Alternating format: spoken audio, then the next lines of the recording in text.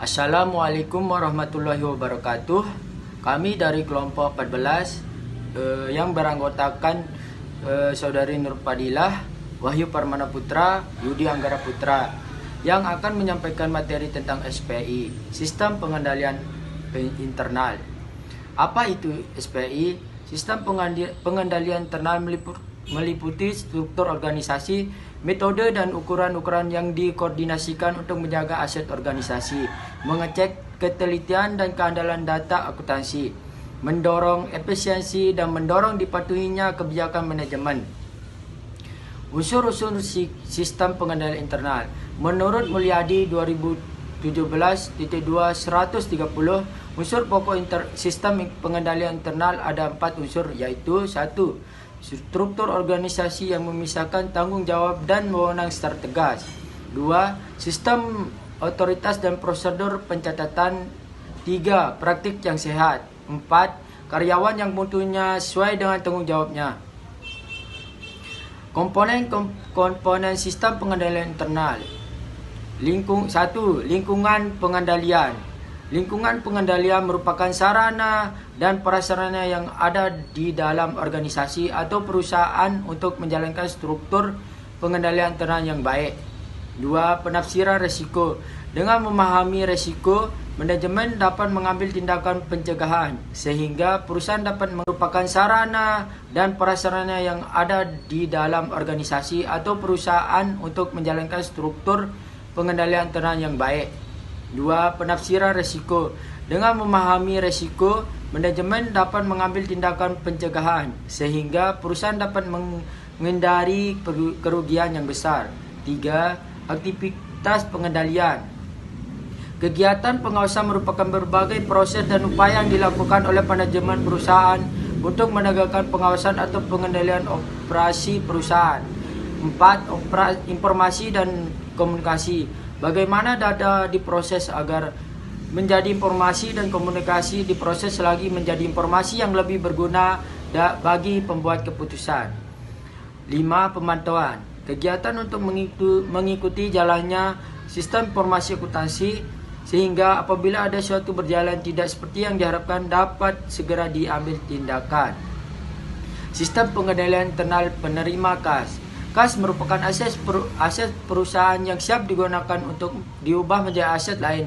Misalkan digunakan membeli persediaan barang, membeli aset tetap, tanah, gedung, mesin, dan sebagainya.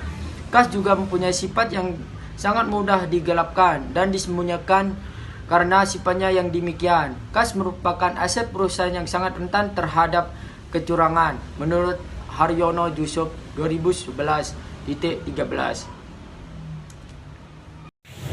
Baik, saya akan melanjutkan pengendalian interakuntansi. Yang pertama, meliputi struktur organisasi dan semua metode dan prosedur yang berhubungan dengan pengamanan aktiva dan berhubungan langsung dengan dapat dipercaya catatan akuntansi. Yang kedua, memberikan jaminan yang cukup bahwa transaksi dilakukan sesuai dengan otorisasi manajemen yang umum dan khusus. Selanjutnya,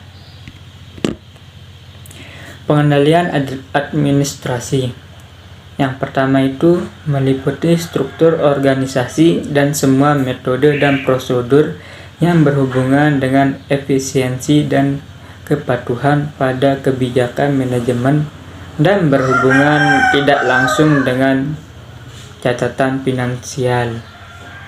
Yang kedua, seperti analisis statistik, time and motion study, laporan pelaksanaan program latihan karyawan dan kontrol kualitas.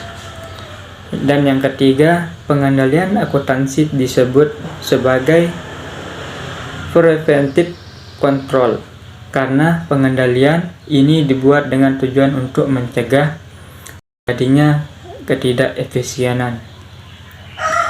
Dan yang terakhir, sedangkan pengendalian administrasi disebut sebagai Feedback control, karena pengendalian ini dibuat dengan tujuan untuk memperoleh informasi mengenai hasil operasi.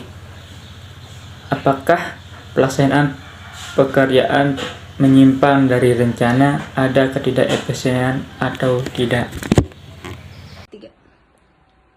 Pengendalian umum, general controls, struktur organisasi dan operasi kegiatan EPD, prosedur untuk membuat dokumentasi, review, teks, dan persetujuan atas sistem atau program dan perubahan-perubahannya.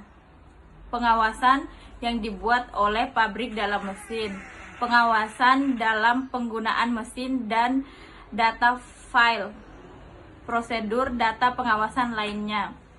Terima kasih.